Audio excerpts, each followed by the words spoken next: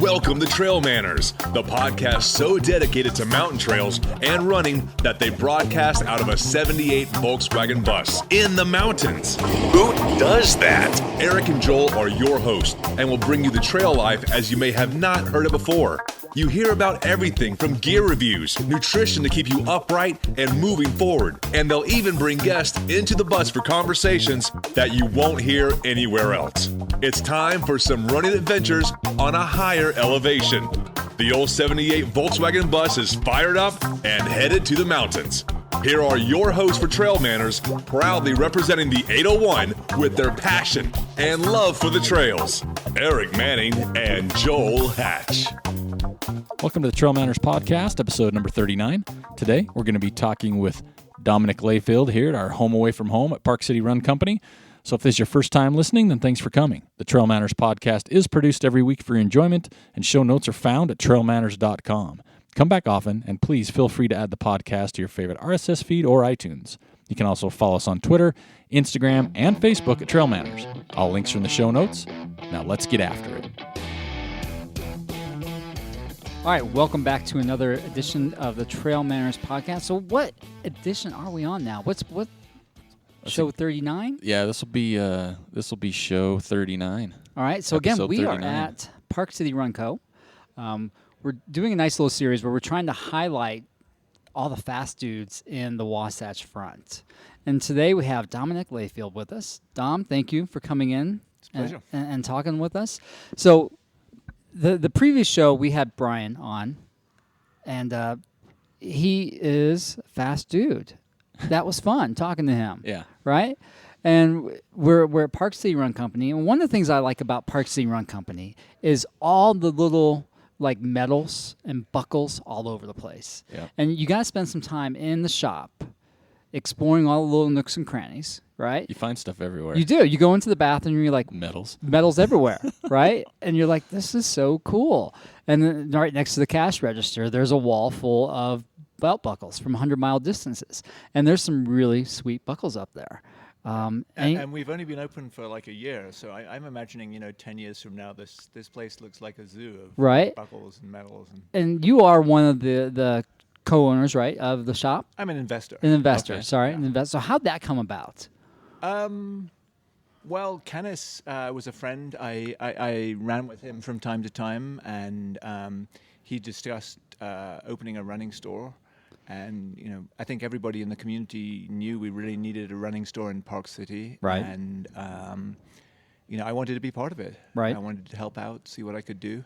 So as well as being an investor, when we got this space, Kenneth was asking for assistance with the construction and the demo. Right. So, I turned up and spent a bunch of days here sort of banging away with Kenneth. So, Right. I remember we interviewed Kenneth back in spring. Yeah, something like that. And he told us the story about that, how you just were kind of showing up just to help. And then next thing you know, you're an investor.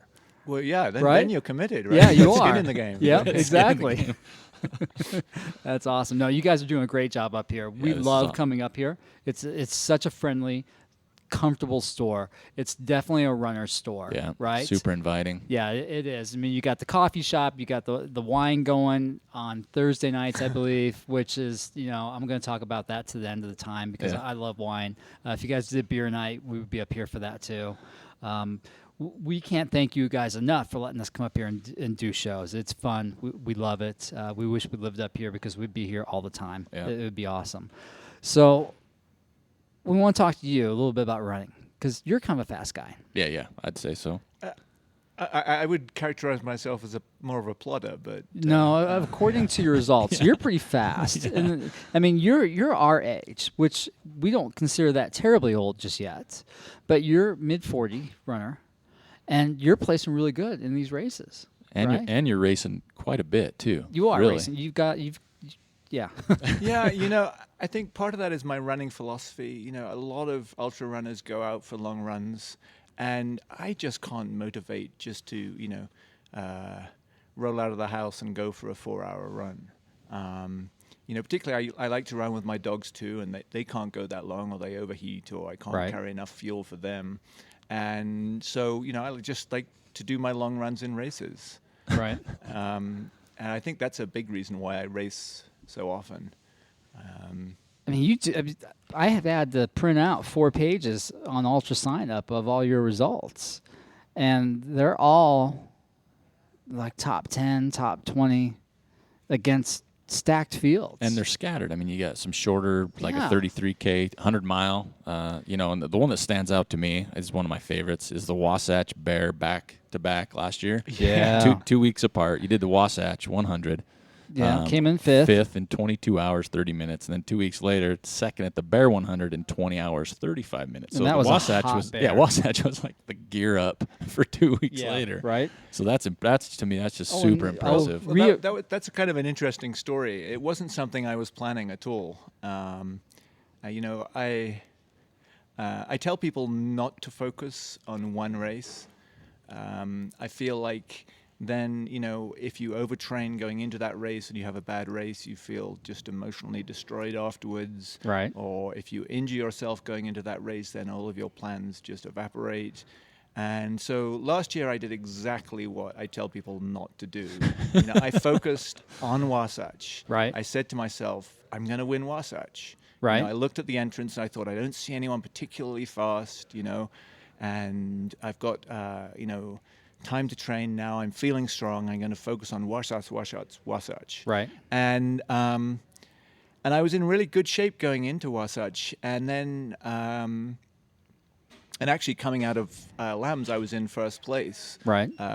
Largely because the people who were ahead of me had got off course. But, it was kind of a surprise as I came out of the aid station. They said, "You're number one." And I almost doubled back and said, "Wait, what did you say?"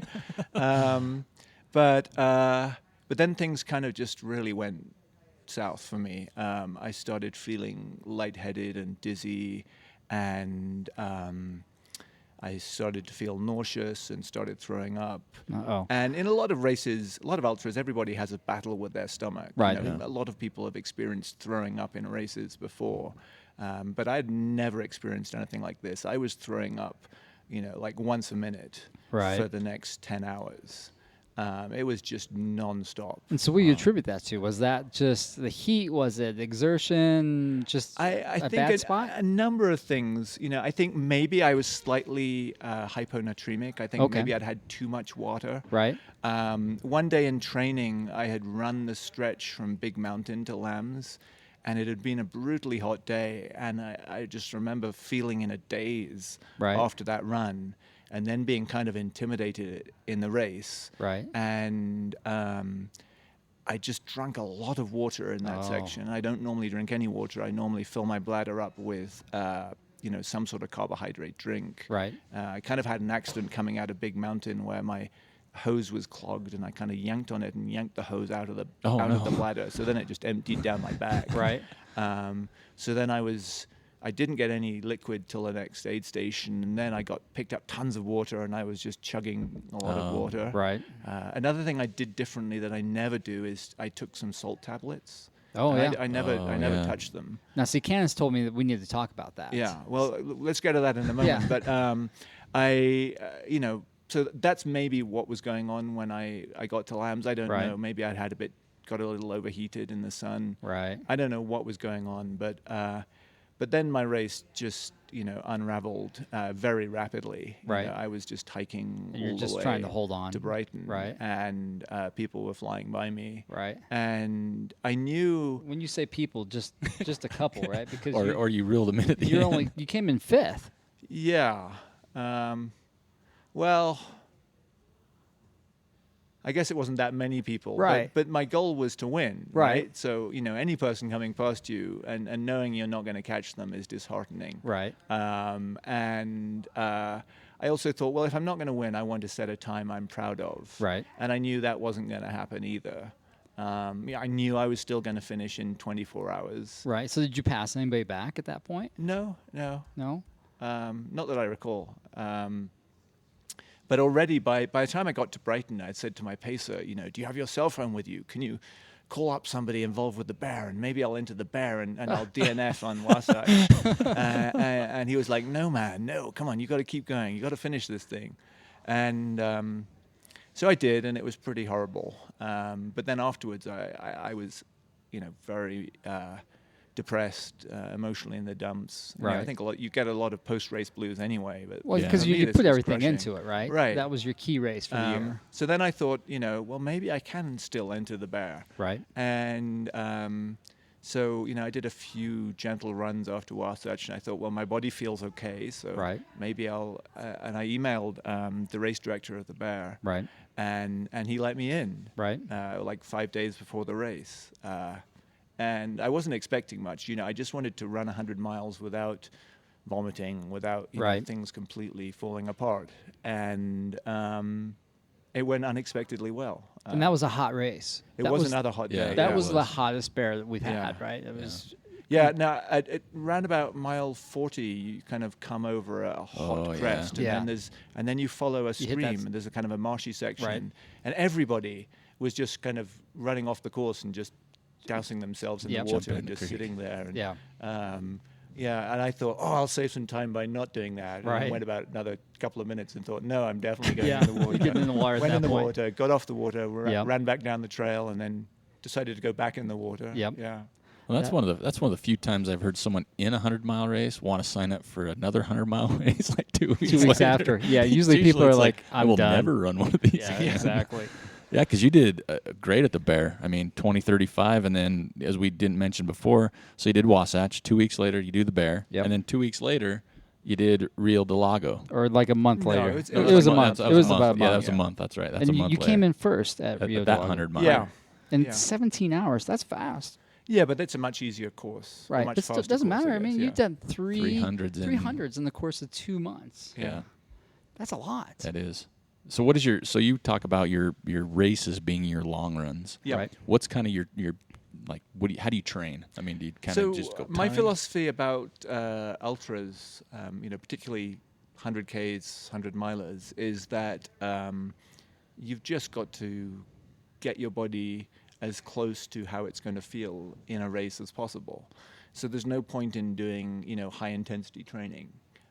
You've just got to get your heart rate to roughly where it is in a 100 miler and go and do as many hours a week as you really can. So I try and ramp up to sort of 2 to 2.5 hours a day running. I believe in trying to do back-to-back longish runs, and I try to get as close to how I'm going to feel in a race as I can. So another thing I really believe in is depleted running. Okay. You get up, you don't eat breakfast, you Right. wait until you're really hungry, which is usually about lunchtime for me, and then you go for a run. So you start the run kind of tired from the day before and hungry from not having fueled. Right. So And that then way I think you start to feel crappy within half an hour rather than 2 hours. So then you're trying to rely on your fat stores for Absolutely, right yes. for You're focusing on fat metabolism. So then let's kind of talk a little bit about that. So what do you use then for your nutrition during your runs? How are you fueling these long runs? Like I the- don't. You don't? No. So you're going out for 2-3 hour runs and you don't have any, like you're not taking any gels or anything like Yep. that. Wow. Yeah, if it's a hot day, I'll take some water in the hydration pack. I think you can train your body for running on empty and fuel-wise. Right. But I don't think you can get accustomed to running dehydrated. I No, think, that's just not possible. it's physiologically Exactly. So how long did it take you to get to the point where you could do that, where you could do these longer runs? You're doing them, kind of like at pace, like Yeah. at race pace. So how long did it get to that point where you could do that efficiently, where you're not feeling just awful? Several years. It's interesting. I haven't really kept track, but I do recall years ago reading Matt Carpenter's guide yeah. to, how he set the Leadville Right. record, and he had a kind of a rocky road there. He did. He tried one year and kind of Blew up. Yeah. Like literally, he was running really fast. Yeah. Crazy fast, and then just blew up. But then he described how he was running 2 hours a day, Right. every day. And at the time when I read that, I thought, whoa, that's a lot. I was Right. doing maybe nearly an hour a day Right. at that stage. And I found that once I went significantly over an hour, things would feel pretty tired very quickly. Right. But now, maybe I'm just running slower, or maybe my body's got better at dealing with it. But now 2 hours really is not a problem at all. And, but always with ultra running, I think everybody's dancing that tightrope between what they can squeeze into their schedule and what they can tolerate before their body starts to fall apart and they have chronic injuries. Right. Well, we talked to so many different people, and it's interesting because your method of training, the way you do things, is significantly different than I would say most, or the percentages. I think so. I mean, it really is. But then you look at your results and the success you've had, and they're really unquestionable. Really. Well, that's kind. I feel like I'm a good runner, but not a great runner. And if I do well, it's mostly because I train harder or smarter than most of the competition. Well, and that's what we talk about all the time, is you training the way you want to race, whether it's the conditions, whether it's vertical, whether it's distance, whether it's flat, whether it's hot, whether it's cold, whatever. But again, I mean, your results, I mean, you can go years back and they're just astounding. And the way you train is, again, it's different from the norm. So people listening might be, oh, you can't do that, or how, but you can, obviously. It works for you. I think, if you were going to follow that strategy, you would just sort of ramp up, and try and, see what your body will tolerate in terms of daily, hours on your feet. And again, people will ask me how many miles a week I run, and I don't really have a clue because I deliberately don't keep track of it. And Right. I come home from a run and people's like, how far did you go? I'm like, Right. I went about 2 hours. Right. I went from the trailhead. Ran an hour, and I ran back an hour. Yeah. So, I think it's just a question of exploring what your body is capable of and just gradually ramping up. And I love that part because we talk about it all the time, me and Joel and everybody have on. It is ultra running in an essence is seeing what you're capable of, right? And it's just about how you go about it. Yep. But another thing you mentioned is that everybody has their, different philosophy. Yeah. And I love that about ultra running. To me, I always say it's still the Wild West of training. It is. If you want to run a 10K fast or be, collegiate cross country, we know pretty damn well exactly what kind of training you need to do to maximize your athletic potential. And pretty much everybody at the top is doing exactly that. Whereas in the ultra running world, it's all over the shop and nobody has a clue what they're doing. And everybody has different philosophies and will tell you, no, that's completely the wrong thing to do. You need to do this. Right. So, I like the fact that you kind of get to explore it for yourself. You Well, do. You kind of do rogue, do your own thing, and if it works, that works for you, which may not work for me or work for Joel. Sure. But again, I think you make an interesting point. It's all how you train, because the way you do things could work for people if that's kind of what their body became used to it. Right. And it's not an overnight, No, I mean, process. You said a couple of years. Your worth. volume of work. I mean, if we look back all the way to 2003. I mean, you have a really healthy body of work across all distances, and you've kind of figured out what works for you. But I think you touched on a really good point, is that, ultra running still is in its infancy. But if we look at our sport compared to triathlon, and especially the long distance triathlon, there's more research with triathlons, statistical data, right, than there is ultra running. And both of them really kind of took off at the same time. And, I listened to a podcast on Endurance Planet with Jason Koop, and he was talking about this. And he goes, the triathlon world, they've got it down, right? Scientifically, they got it down. More studies have been done with those guys compared to ultra running. Just because, I don't know why, just because maybe there was more money into it. Maybe the researchers were more into it at that time. They know it works for them. Yeah. As far as like ultra running goes, it's still kind of like that, the N of one. It is an interesting right? comparison, isn't it? You think like, why is there so much focus on triathlon, right? Compared to, because if you look at the long distance, that effort at 50 miles for ultra running is kind of like the same effort for that long distance triathlon. They're both finishing about that same time period, right? But they know what works as far as fueling goes, as far as what training goes. For ultra running, though, but there are very specific differences. apart from the money. I mean, if Yeah. a pair of running shoes cost $3,000, then there'd be a lot Yeah, more yeah, money right. in ultra running. I think a bike, $3,000 Yeah. bike would be on the low end. Those Yeah. guys Low are end, I know like there's so 10 much. grand Yeah. on their God, it's bikes. crazy. Yeah. But when you're in the water, you can't fuel. Yeah. And when you're on the bike, it's a lot easier to fuel. It is. You don't than have it the is when you're running. You're jostling. bouncing up and down. So the bike for most triathletes is the point where they get most of their fuel on board, and Right. then they do fuel in the run, but mostly they're trying to get ahead of the game Right. with the nutrition, which in a way, I guess you can do that in ultra running. You can say, well, if I'm going to run Western States, Right. it's going to be filthy hot in the middle of the day. It's going to be really hard to keep my nutrition up, when it's 100 degrees in the canyons. Right. And so maybe I'm going to, fuel early, push early, and then relax in the heat. Right. Work around it a little bit, but mostly you've got to just keep it continuous, for 20 hours or however long it's going to take you to do the race. Right. Well, I Have think. Go ahead. you come across others that you have talked to or run with that kind of take your approach as well, or are you kind of the outlier around here and people with your training? No, I evangelize. I talk to anyone who'll listen to me, but I haven't run across anyone who's been like, "Oh yeah, that's exactly. I think that's what I do." Yeah. But some of it, I guess, was inspired by reading Matt Carpenter's his little book or his account. I'm trying to remember where I read it.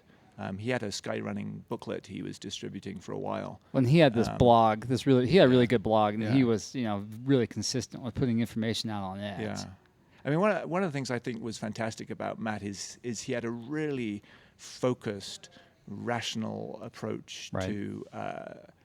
to running and training, and I really enjoyed that. That's kind of the same sort of geeky way that I like to think. But apart from that, some of it's just exploring what works for me. Right.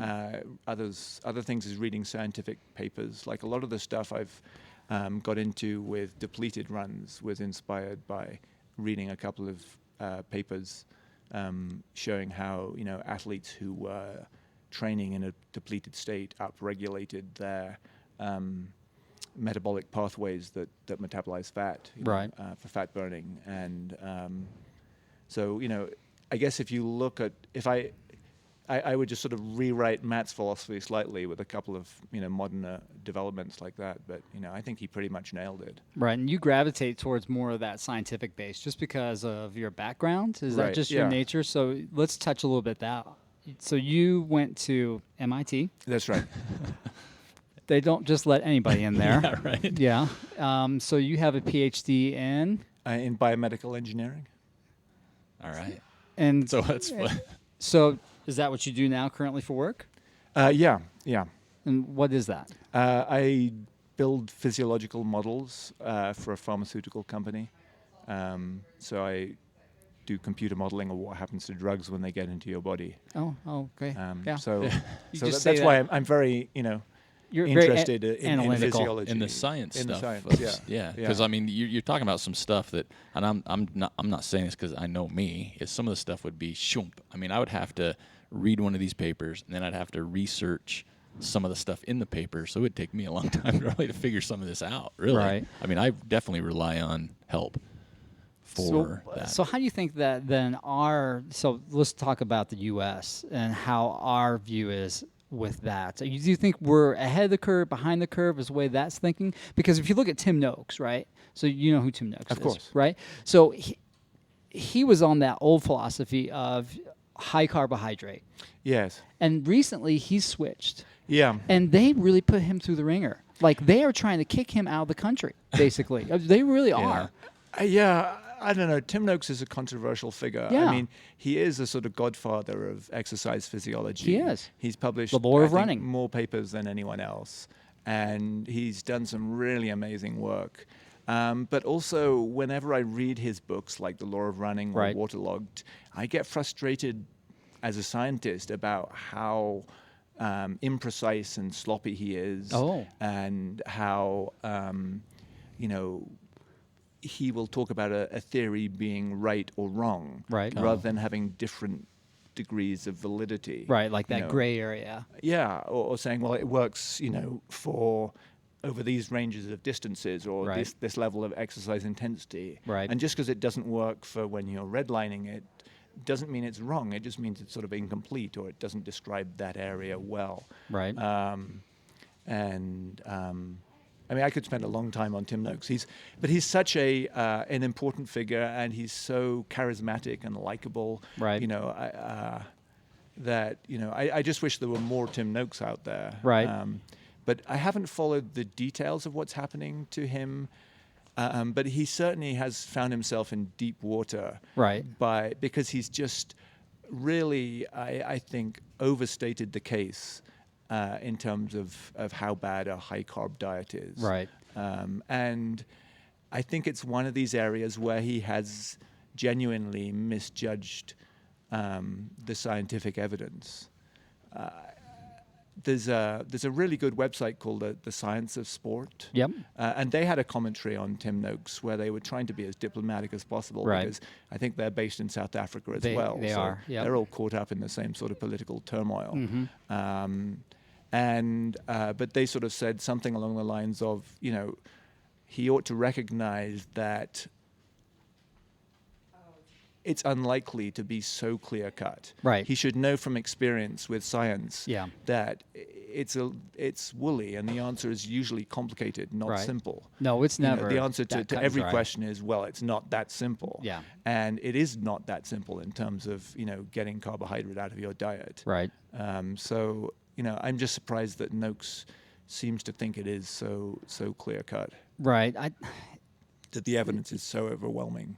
He really did stir up a hornet's nest over there. And if I know that this might be kind of just mundane and boring, but being with the science background that I have, it's just fascinating to see it happen. And they basically called a tribunal for this guy, and they're trying to run him out of the country, which is too bad. But I mean, he's brought up some really good points. He's in I a think. difficult situation. He is. If he was some no-name, low-level academic, Yeah, exactly. then Just he could some grad expound student. these theories Right. and stand up at conferences and argue with Yep. people, and it wouldn't be a big deal. Right. But because he is such an important figure that Yep. so many people listen to, you have to be careful what you say because you change the lives of thousands and thousands of people whenever you Right. open your mouth. Yeah.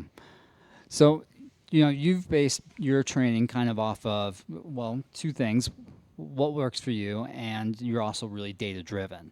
So who else in the U.S. is really putting out some good information right now that you think that is kind of backing up what you see works for you? I don't know. One of my heroes is David Roach. Okay, so But he's very much a short distance kind of guy. right, I read what he had an article recently in Trail Runner about Chris Mocco, Yeah. who he kind of started coaching, I guess, just before Western States. and he's top 10 Western States this year. But and I thought that's fascinating what he had Chris do. Right. But I'm not convinced that was actually the best strategy. So I think Chris expound on did that. really well. So what did he do? So Well, what you know, did he have Chris do? I'm trying to remember the details. Okay. I wish I'd done my homework before this. But Was it a nutritional thing that you? No, that you it was- looked, or it was it like- like a stragy. I recall there was a lot of high intensity work. Okay. And I think even if you're going to be a fast guy at Western States, that it doesn't make much sense to do that. Right. It would be much more sensible just to do slow runs where you are focusing on fat metabolism. Right. I think it seems sort of intuitive that if you have if you train at high intensity to increase your VO2 max, that should allow you to run faster at all distances. But I just don't believe the scientific evidence is there to justify that. Right. As Tim Noakes has pointed out, if you're running an ultra, none of your body is maxed out. Right. Your heart's not pumping as fast as it can. Your lungs aren't breathing as fast as they can. Your legs aren't working as fast as they can. So what's the limiting factor? It's not getting oxygen to your muscles. Right. I think it is getting fuel to your muscles. And being efficient with that. Yes. I mean, clearly there's all sorts of other gains you can have in terms of mechanical efficiency, Right. but physiologically, for an ultra, if you're going to be out there for more than 10 hours, then I think, and I could be dead wrong. I'm not, it's just an opinion. I don't see that interval training or high intensity work is really relevant.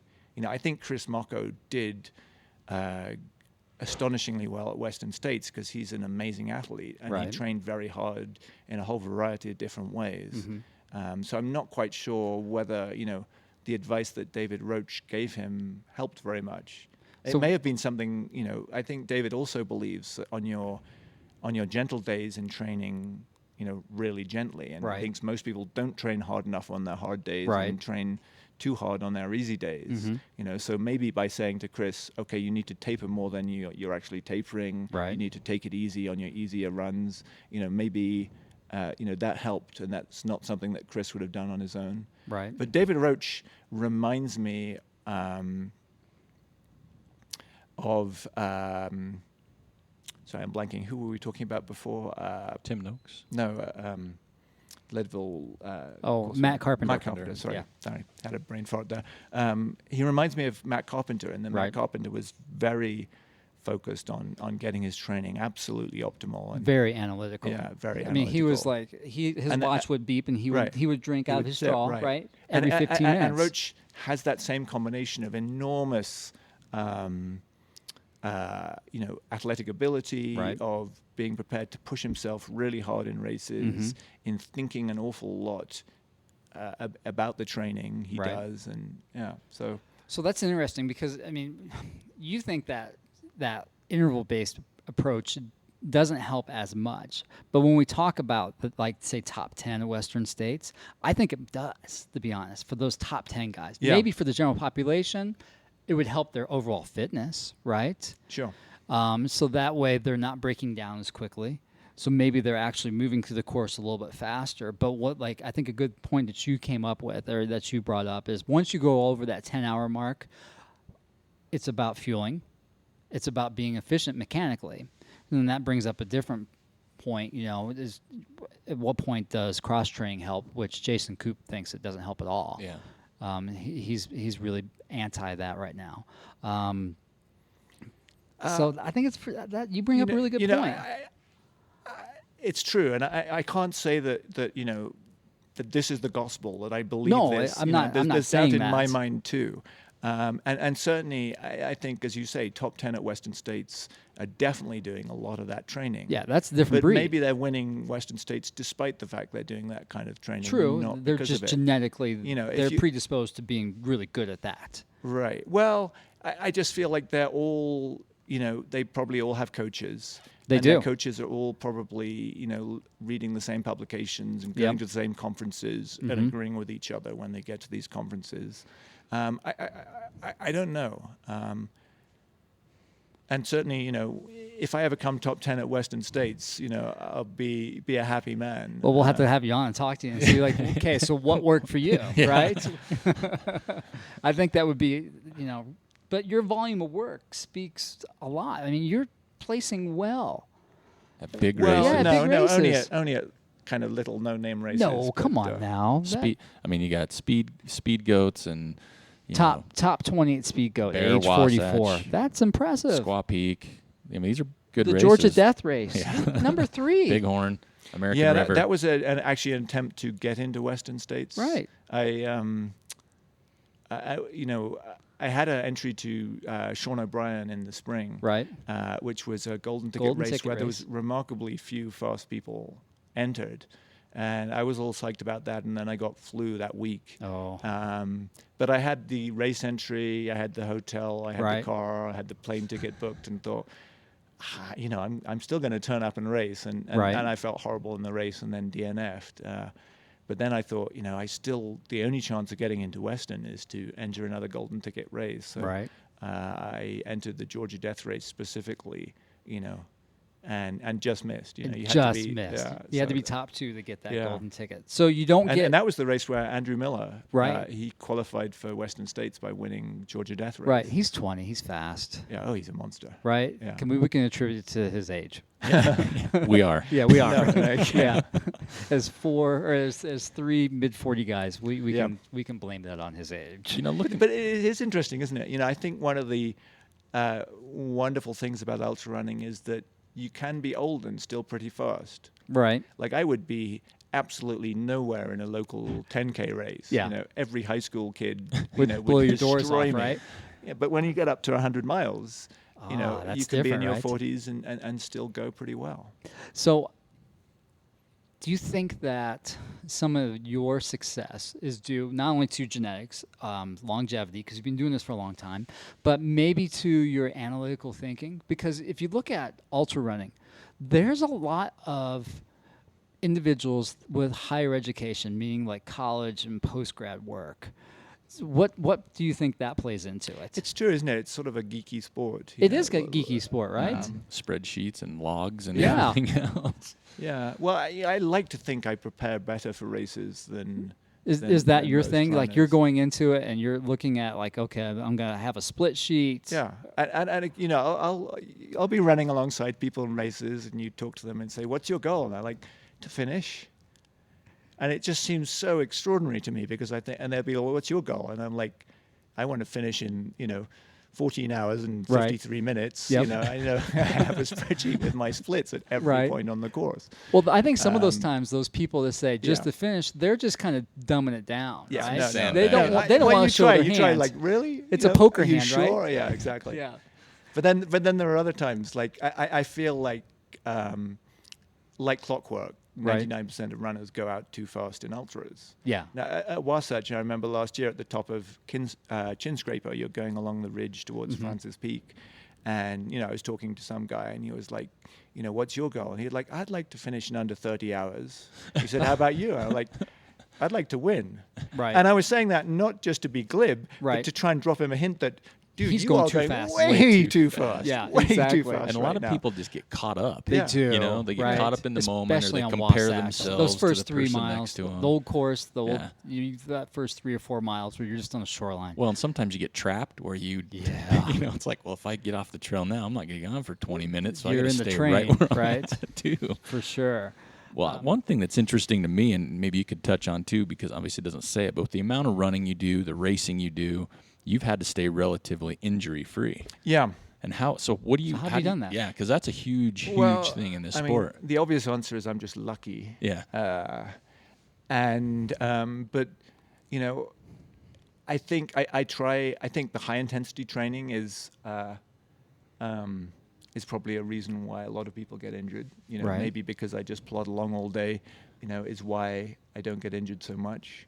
But I like to run on a diversity of trails. Right. I think that helps. So Some people say, we were talking earlier about training, specifically for races. Right. I usually find that I just don't do anything over specific. If it's a hilly Okay. race, I'll maybe try and run more hilly trails. But, Right.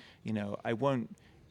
I'll still run on the trails which make me happy to run on, right? That are kind of 'Cause that's why leafy we and do it, smooth. right? Right, exactly. If you're not enjoying it, then you've really got to question, what the hell Yeah. you're doing. So do you have a There's running certainly background? Nobody's in it for the money. Did you do that in high school? No, Where, in college I did a lot of crew.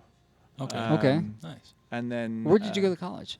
Well, in England I was at Oxford University. Okay. That's another place where they don't let just anybody in.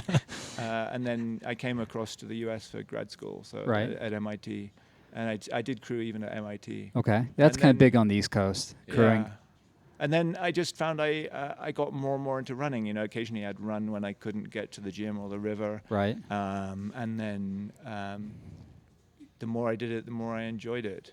I did find that there were two things which really improved my running. One was winning my first race, Right. Which was which was the Death Valley Trail Marathon in California. that's not easy. And yeah, it was a complete surprise to me. I certainly wasn't expecting it. And they had a half marathon on the same course. Right. And there were a ton of people ahead of me in the race, as I was expecting. And then they just sort of all turned around and started coming back the other way. And I was looking around thinking, well, where did everyone go? Right. And I still was looking around, all the way to the finish line thinking somebody's surely going to, catch me. Right. But then, at that point, you think, wow, maybe I could be pretty good at this. So that was a big boost. Like a mental switch, Yeah. right? And then another thing was getting dogs. Getting dogs. Oh, nice. Okay. And we moved to Park City and we got a dog, and or dogs. And I'd find there'd be days where I'd be working and I'd be looking at the clock, and there'd be things Right. I wanted to finish before it got dark. And you'd think, it's not going to happen today. I'm not going to get out for a run. Right. And then the dogs would come and they would just sort of run in circles around you and bark and say, let's go, let's go, Yeah. let's go. And it kind of gets you into that habit of going out every day. And I think it's more important for running just to train regularly, to train every day, Right. or 6 days a week, than it is to train particularly long runs or hard runs or anything. You just got to get into that habit of training Right. frequently. So what brought you to Utah? My wife got offered a job in Park City. Okay. And I'd always dreamed of living in the mountains, so I Right. was a big supporter. I was like, I'm yeah, sure. let's take that job. That's great. And so she had a little gig at backcountry.com. That's right. Just a little one. Yeah. And then Yeah. that brought you guys here. Do you work down Salt Lake, or you guys? No, I work from home. Okay. And then I travel to California occasionally. All right. But mostly I do everything remotely. So I'm Well, pretty that's- lucky yeah, in you terms are. of being able to live in the mountains and having a flexible schedule. And so just get out whenever I'm in the mood. Well, that explains, because when I look at your races, there's a lot of California races. Yeah. So exactly. Business I'll often trip. double up. Exactly. Yeah, that's Like I perfect. got the flight to California paid for already. So What's I going on that yeah. weekend? I'll run that one. Yeah. Yeah, pretty much. Yeah. But another thing, actually, I was thinking about that I wanted to talk about is in terms of running philosophy, is that I do a lot of training with a heart rate monitor, and I try and keep my heart rate very constant in races. Okay. And I think a mistake nearly everybody makes is they push hard on the uphills. Right. They push too hard uphill Right. and not hard enough downhill. Oh, And so, I think trail races are one on the downhills. you do. And I think you need to practice doing that in training too. Right. So that you're not getting in a race and feeling like you're really, thundering downhill out of control. Right. Um, So you think you can make up quite a bit of time on the downhill? yeah, definitely. Right. I think, you get more bang for your buck. So that at that point, when you're going downhill, obviously gravity is assisting you, but you can really get your heart rate up pretty high going downhill if you're running significantly faster. Say you're normally going downhill at 8-minute pace. In a race, you can easily do that at 6-minute pace if you're Yeah. not careful. Yeah, and what's interesting is your body adapts very quickly. I have a friend who I run with in Park City from time to time called Bob Evers. I don't know if you know him, older guy, but he's outstanding runner. He's trying to think 65 or something. He's about the same speed as me. So he's Wow. you know, He's fast. He's That's fast. good. Yeah. But he likes to run uphill and not downhill. Okay. So, I'll run uphill with him and we'll be Right. going the same speed and we'll compare heart rates, and our heart rates are about the same. Right. And then we'll go downhill. And I'm used to running fast downhill and he's Right. not. So he's going faster than he's comfortable. And I'm, and my heart rate will be 20 beats per minute lower than his Right. going downhill at the same speed. And the reason I mention that is I think that you can get much more efficient running downhill Oh, if absolutely. you practice it. Yeah.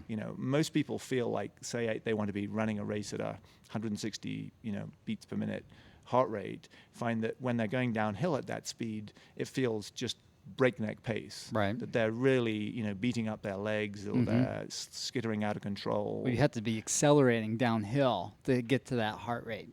Yeah, You know what I mean? But I find that it becomes much more comfortable. I think for example, I on a marathon I will hold about 165 heart rate. Right. And as you say, to be holding that downhill it feels pretty fast. It's hard to do that. And if the course is technical, then I won't be able to. Right. But on, say, 100K, my heart rate will be about 150 beats per minute. And unless it's a very steep downhill with a lot of loose technical terrain, that's quite comfortable to hold 150 beats per minute downhill. Right. But if you're not used to going that speed downhill, it's going to seem dangerously fast. Right. No, I agree. I think Eric and I were talking about this last week about not enough people train for the downhill, and I really think you can make up a lot of time on that. Doesn't matter if you're elite or you're a mid-packer, you're a bad packer. You can make up significant time on the downhill. Well, a lot of time you hear people train. It's like, I have this race. I got to practice going up. Yeah. I got speed go just happened. Right. It's like, it's a lot of vert, so I got to get going up. And which you do for sure. Right. You have to. But usually when you go up, you got to come back down. Yeah, and the speed goats, that's a different type of race. It when is. you're going, you got all those baby head rocks. You could say anything. Yeah. I mean, people say, my 100 miler is 33,000 feet. Whatever the climb is per race, they want to focus on their climbing. Right. But you still have to come back down. You do. Yeah. And so that exactly crushes your quads. It's heart rate. Right. And the other reason I think it's good to do that in training is, again, you're getting close to what it's going to feel like in a race. Yes. Right? You are thrashing your quads. You are doing those eccentric contractions, which are going to cause muscle damage. So again, fatigue and breaks down your running form. Right. And then when you're training, you're running with legs which are not responding very well. Right. You've got the muscle fatigue there, and so I think, again, it's getting you closer to how you'll feel. Right. Late stages of 100. So I want to circle back to something real quick. You mentioned earlier something about salt tabs. You don't normally do salt tabs. Yeah. And Canis was very specific in talking to you about this. Yeah. He wanted to bring this out. So what's your theory on salt tabs? Well, I mean, and here's an area where I think Tim Noakes gets it almost exactly right. Right. If you read Waterlogged or you hear him interviewed, he says, everybody takes salt tablets because they assume somehow that cramping in races is related to an imbalance, electrolyte imbalance. Right. But if there is an electrolyte imbalance, it's got to be localized, those muscle tissues. And right? It can't be systemic. Right. Your normal sodium concentration in your blood is 140. Right. And that drops to like 125, and it's enough that you lose consciousness. Right. Everything is incredibly tightly regulated. Yep. So if you could just put in a salt tab, and that fixes the electrolyte imbalance systemically, then something would have to be dramatically wrong. You wouldn't be conscious, right, if that was the problem. And people take salt tablets too, or pickle juice, whatever, mm-hmm. and they find within a minute the cramping starts to recede. Right. And there's no time for that to get to your muscles. No. If it was 20 minutes, then that might be a possibility. Right. But it happens way too fast mm-hmm. for whatever's in the salt pill to get to your muscles. That's more of like a central nervous thing. Right. Right. So the conventional wisdom now is that it's somehow it's a neurological problem. Right. It's to do with the signals your brain is sending to the muscles. Right. And something in the taste of the pickle juice mm-hmm. or the salt tablet or the signals. Well, there's some that's receptor in your gut, right? In your gut, right? Yeah. In your esophagus, in your stomach, mm-hmm. Maybe in your short intestine, is sending to your brain. Maybe suddenly we've got lots of salt. You can go back to sending. You can normal stop salt. protecting that area that might have that micro damage to it. But the interesting thing about salt tablets, though, is so many people swear by them. Right. So I don't want to say they don't work. Right. All I can say is I don't personally have a problem with cramping in races. Right. Very occasionally, like I did a race in California where I'd sprained my right ankle, or right before the race, but I went ahead and so I sort of ran 50 miles on. Favoring one leg. Right. And after about 30 miles, that leg started to do all kinds of strange, spasm, cramping, and, but generally I don't have a problem with cramping. Right. So I'm not tempted to take salt tablets. And I have a couple of times taken salt tablets just mm-hmm. to see what they do for me. And and nothing. Well, no, I you know. Do you find yourself one sweating time it more? introduced immediate vomiting. Okay. Wow. At Tusher's last summer, I Well, decided. was that due to the altitude though? No. thing? The timing was overwhelming. At Tusher's, I don't know why. I'd been thinking about salt storage in your body, because if you read Tim Noakes's book Waterlog, he talks all the time about there being these reserves of sodium in your body. Right. But he doesn't specify where these mysterious reserves are or how big they are. You know, Right. I'm like, okay, there may be reserves of sodium in your body, but where are they? Right. You know, and they have to be finite. So Right. Well, no, maybe you're right. you They're don't hit very them- tightly regulated, Yeah. right? But I'd been sort of thinking about this, and I got into an aid station, and there was some salt in front of me, and I just kind of grabbed a potato chip and scooped up some salt Oh my gosh. and just stuck it in my mouth.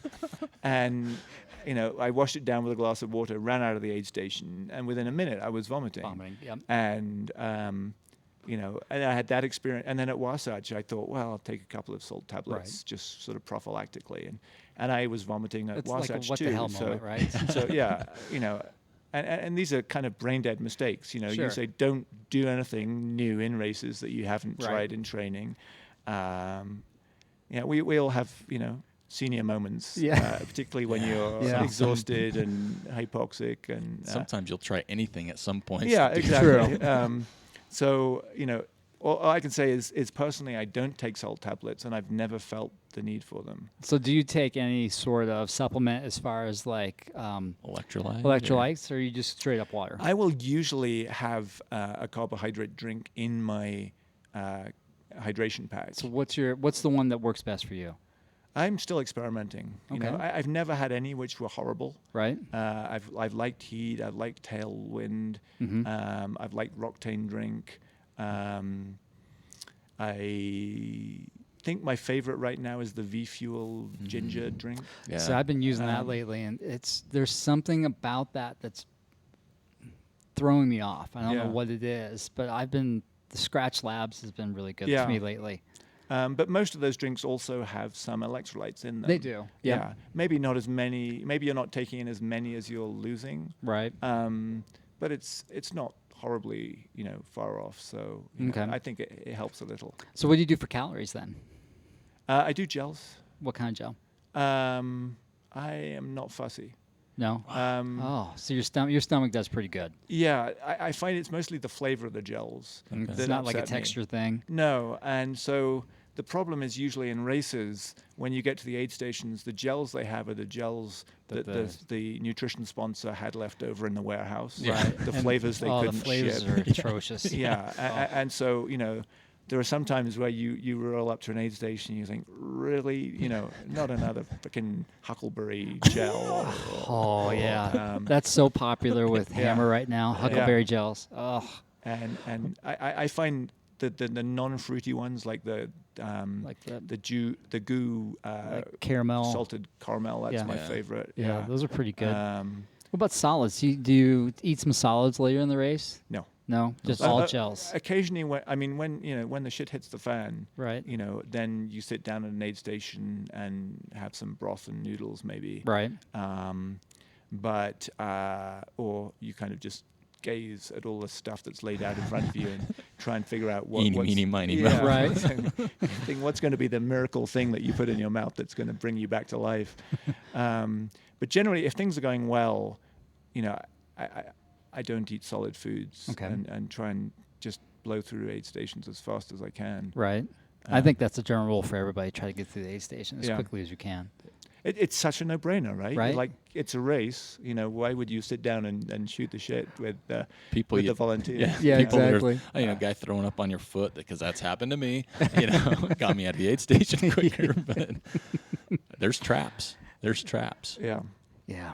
So one of the other things that Canis wanted us to talk about was you paced him at Western, and he wanted to know why you chose to pace his old butt. That was his exact words. Yeah. He wanted us to ask you that. Well, because he's my friend. Oh. There's nothing more to it than that. Plus, it's just wonderful at Western, to go out and crew and pace and be part of the whole experience. And, Right. One day I hope to race there, but I hope I helped him. I think he's kind of a very self-sufficient sort of guy, Right. and he's done a lot of adventure races and Right. ultras, and so I had no doubt Kenneth would persevere to the finish. Right. And he came in under 24, which is really Yeah. impressive. Yeah. Right. Yeah.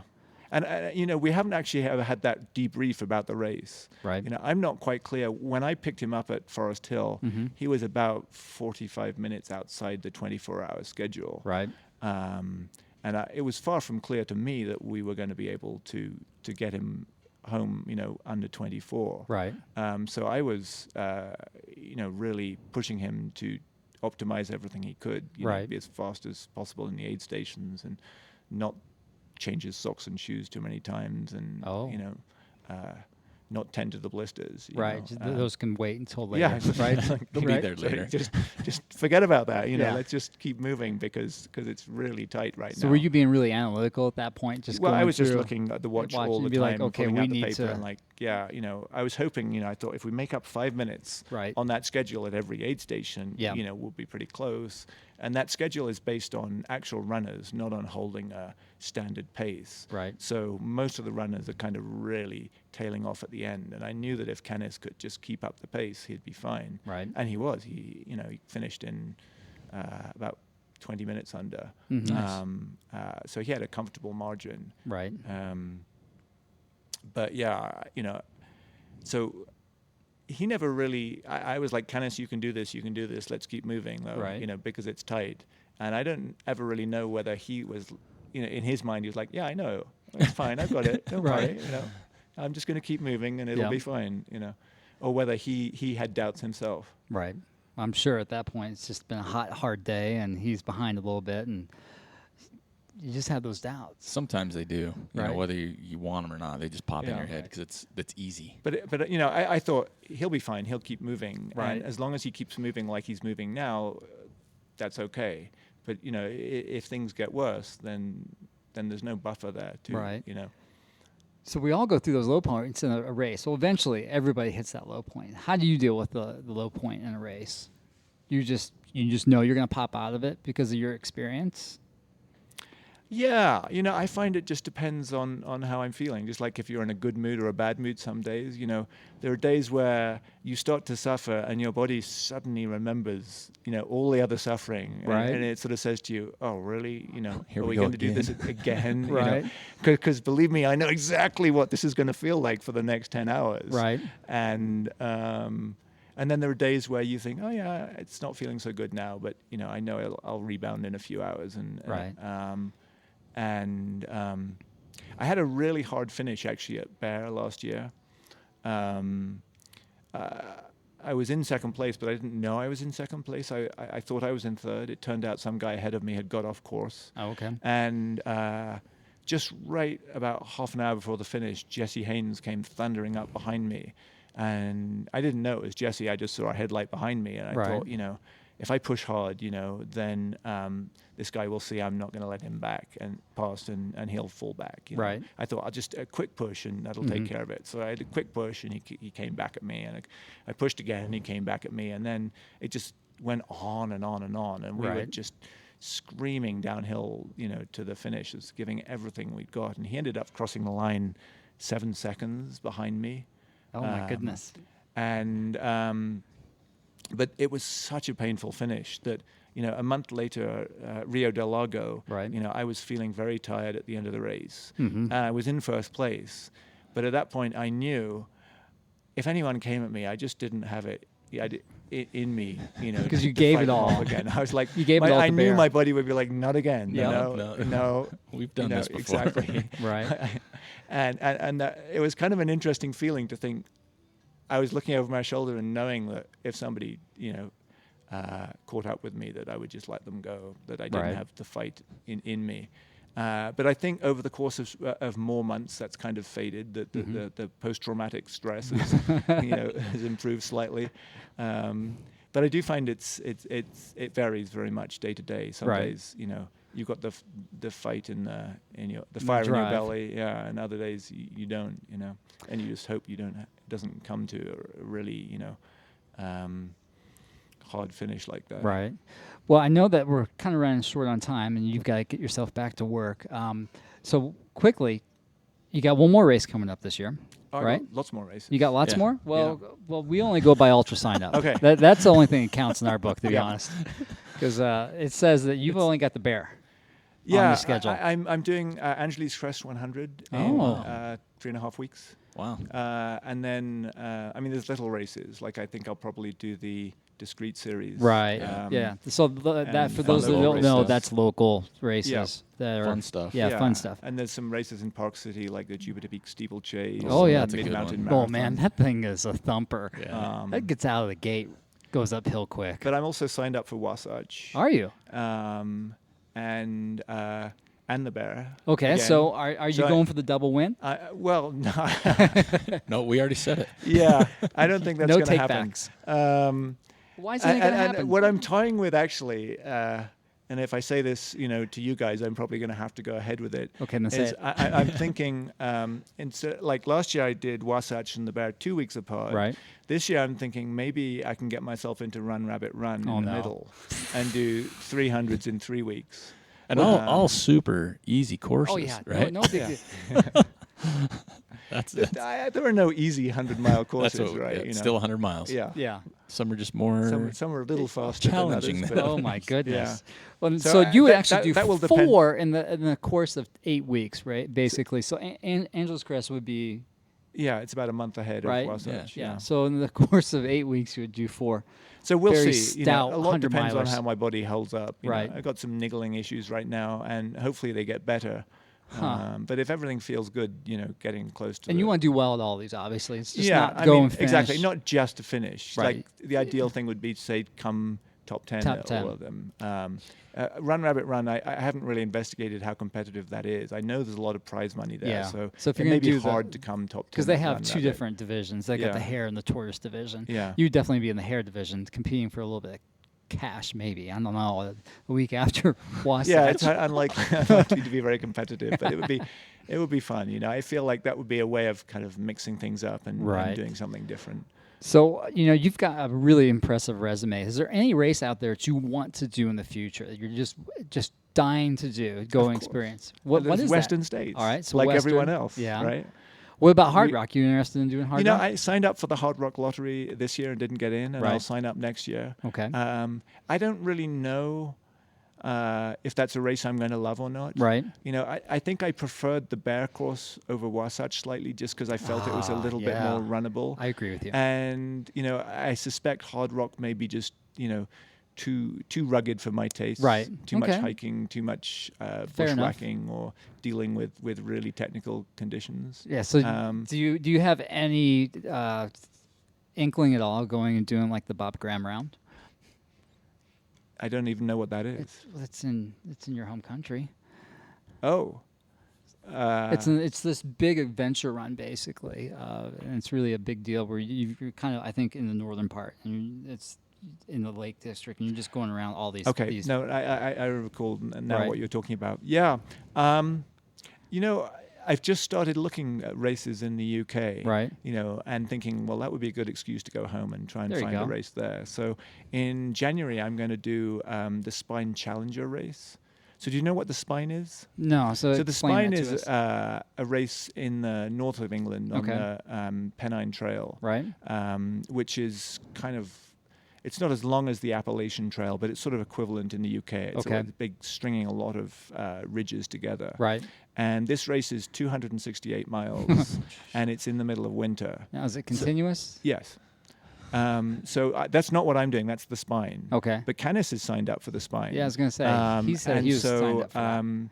But clearly, a lot of what makes that hard is just the miserable conditions. Right. That you're permanently cold, you're permanently wet. And it's just hovering around freezing. Right. Snow, rain, bogs, ice. Bogs. Running Constantly through wet. marsh, Yeah. constantly wet.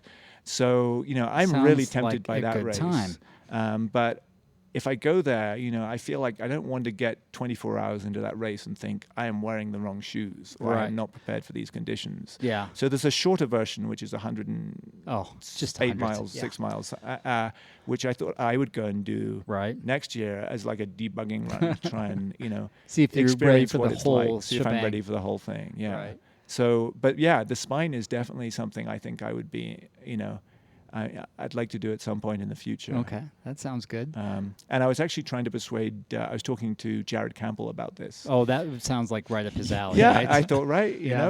like he's now, how many times has he won Barkley? Well, It's 3. Time, it's time for him to find something new. Diversify. his- Step it up. Yeah. And the spine, the course record is, I think, 98 hours. Oh my something like gosh. that.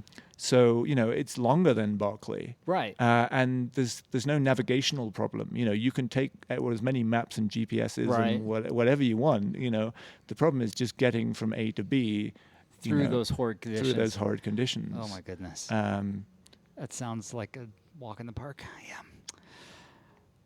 No So- thanks. No thanks. What else we got for him, Eric? I think that's that's pretty much. I know what time wise we're there, but what about a UTMB run? Yep, I would definitely like to do UTMB. That's definitely on my bucket list. Okay. I mean, yeah. You've done so many, so it's really. I mean, And UTMB, I guess it's sort of fairly similar to hard rock terrain-wise. Is it? Is it easier? I don't know. I think I don't know much. it's lower elevation. I think that's what helps. Right. Right. That's why it's a little bit faster. Okay. It's not. It doesn't go above 14,000 feet like hard Yeah. rock does. But But, it- but- elevation change Yeah. up and down. I think it's really similar. But I mean, looking at the videos of it, just the number of people racing is Isn't that crazy? mind-boggling. like that's- 3,000 people. Isn't Yeah. that amazing? That blows me Yeah. away because we talked. Who did we talk to? Was it Luke? And he or somebody, and they passed like 1,000 runners. Yeah. Yeah. 'Cause Exactly. they got Right. caught in the back. It's Yeah, like, Yeah. but then you also worry in like U.S. ultras. You think about getting caught in the conga line. Going, Yeah. I Yeah. mean, the conga line on UTMB must just be That's 50 why miles everybody's long. like doing 5-minute pace right out of the gate. Well, to yeah, get out of the you gotta conga know line. fencing with all the Oh, the, yeah. the All the hiking sticks. poles going Yeah. around. Little fencing to proceed defense there. Right. Well, I just want to thank you for coming in and talking to us today. It was been a sheer pleasure for me to get to know you. You're an amazing runner. Thank you. We definitely want to talk to you again. We always say that, but really, I do enjoy talking to our guests quite a bit, and you for sure were wonderful. Well, if I manage to succeed in my goal of doing the 100, then I'll definitely Yes. let you know how that went. That would be a we great might- story. That Well, was. we'd have to get you right when you cross the finish line. Right. There, like no time. Yeah. Okay, come over here and talk to us. Well, Yeah. it's super fresh. Now, do you bleep out the expletives in this blog? I can do Because- all 'cause kinds Yeah, of stuff. Eric's really good at that. it would be a lot of swearing, let me tell you. And a lot of giggling.